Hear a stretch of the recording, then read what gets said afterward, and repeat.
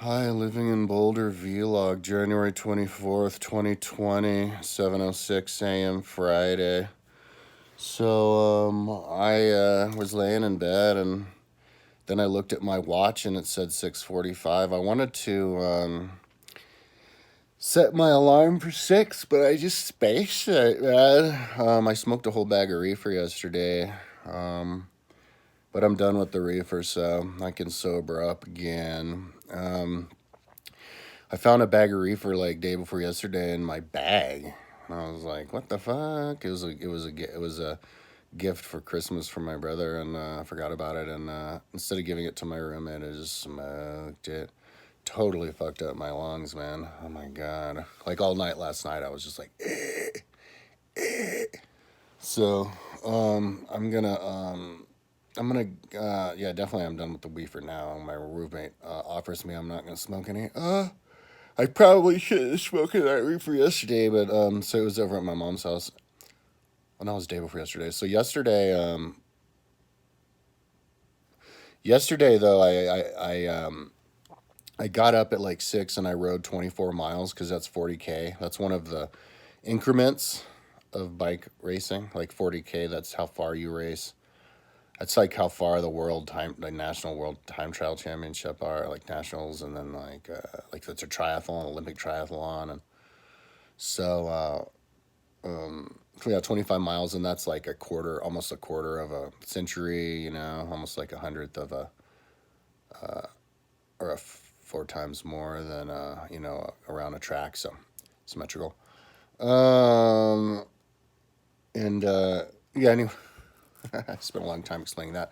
And then my mom called and she said that she wanted to go over to the car insurance. There's a switch out car insurance to get me off. So we drove down there and talked to them, hooked that up, and then I wanted to have some breakfast, so we went over to this like vegetable noodle place on Pearl and 10th Street, and then it's kind of expensive. But then I came back here. Oh, then we went to the supermarket for me. She already went, but she went there for me, and we went and got food for me, and over at Lucky's, a little supermarket, and then came back here, and that's when I rode some more. So I rode, and then I looked at my watch, my bike computer, because I wasn't looking at it, and it said 50 miles. So that was pretty cool. Right until, you look at it right at 50 miles, just like yesterday.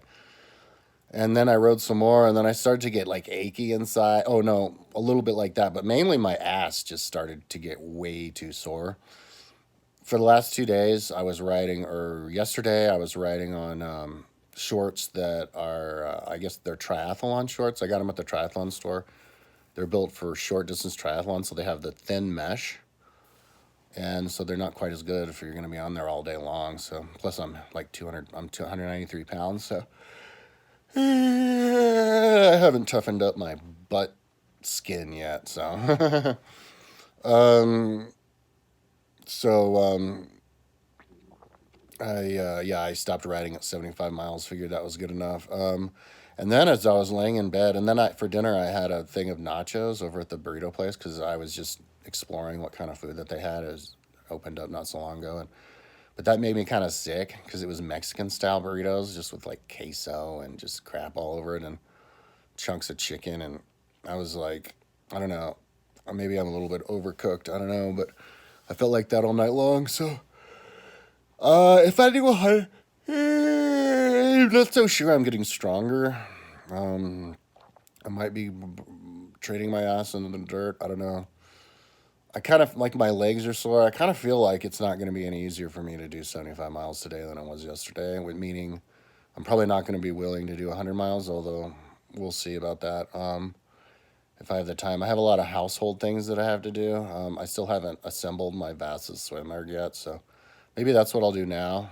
Or maybe I'll ride some first. I kind of only want to ride. I don't have a problem with just riding if I've got all these other things that I need to do. Like, hey, my room is filled with stuff, and I have to vacuum, and I haven't put my Vasa swimmer together, and my kitchen's fucked. I don't have a problem at all with just writing instead of doing all that. That's what my philosophy was with my website this whole time. Just neglect everything and work on the website. The weed helps you do that.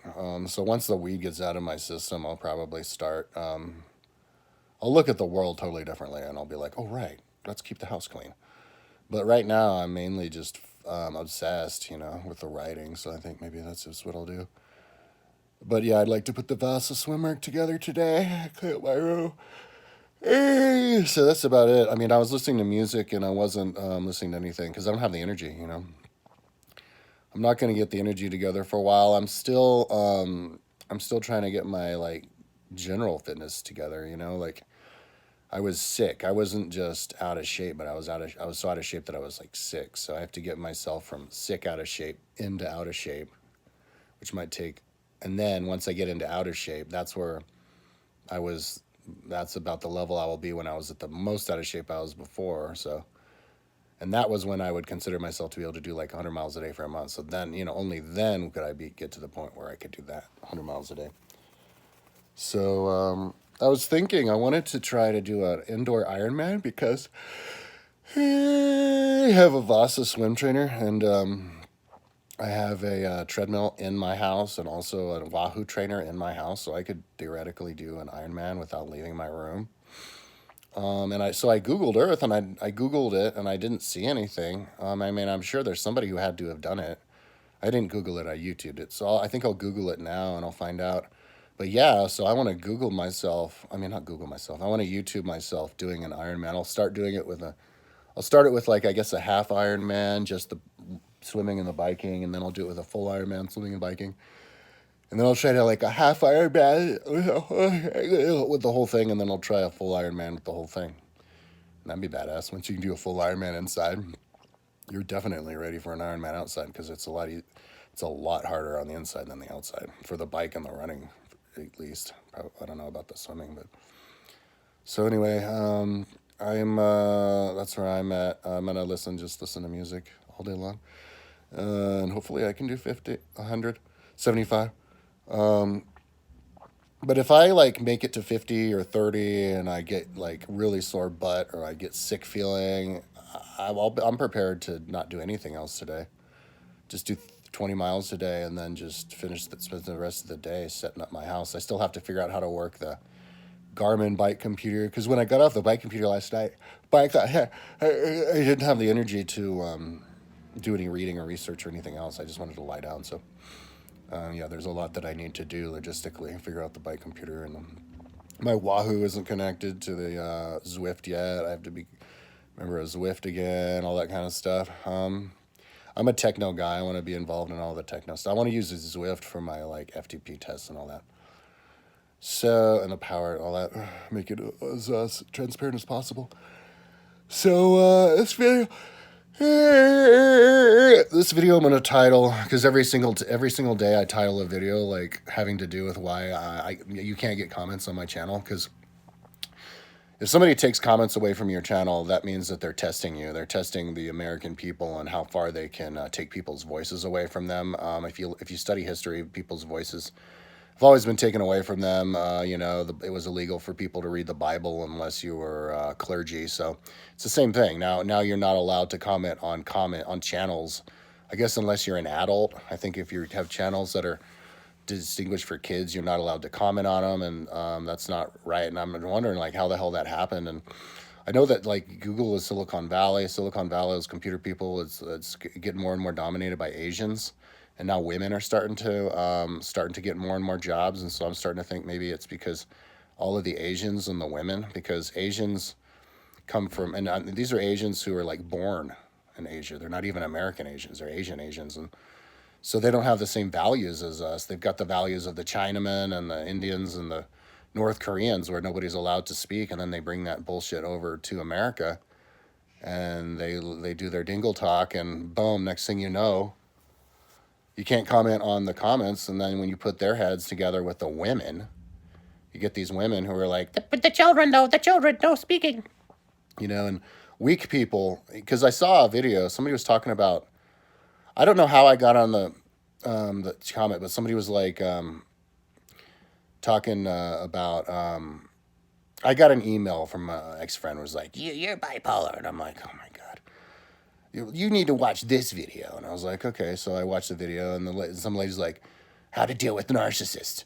Don't ever engage with them at all. Don't talk to them at all. And so I think that's the philosophy these women are having. They're like, you protect the children by not engaging with the trolls. And see, look, I've been with the YouTube since the very beginning, since like 2008. And I've back in the days there were trolls all over the place. And the way that you deal with trolls is, see, a lot of times people give you what they perceive as constructive criticism, but it only comes out as insults because that's how they talk. I got into an argument with my roommate just yesterday, and he was trying to be constructively criticism, but what he was saying, it just came out as insults. And so I think that's what people, the problem that people are having with YouTube is that there's just these really stupid people who are trying to be constructive, but they're only insulting because their brains don't work very well. And then they get labeled as trolls, and then everybody gets shut down. Nobody can communicate with each other, and that's not right. Like let me talk about the conversation I had with my roommate. Like yesterday, my roommate, he's like, yeah, I want to get a new job over at North Boulder in some like cul-de-sac area. It seems like a cool place to get work. And I'm like, okay, cool. So he goes, you want me to see if I can get you a job there? And I go, I'm not looking for work. I'm a pro triathlete. He goes, you're not a pro triathlete. You're not a professional at anything. And I'm like, am I a professional historian? No way, not a professional historian, because you need accolades for that. And I was like, what do you mean accolade? You need like a history degree. You don't have a history degree. No professions. And I was like, why? What is a professional? I go, professional is somebody who makes money at something? And he's like, no way. No way. He said, you've never accomplished anything. He goes, you have no results in life. And I go, have you seen my website?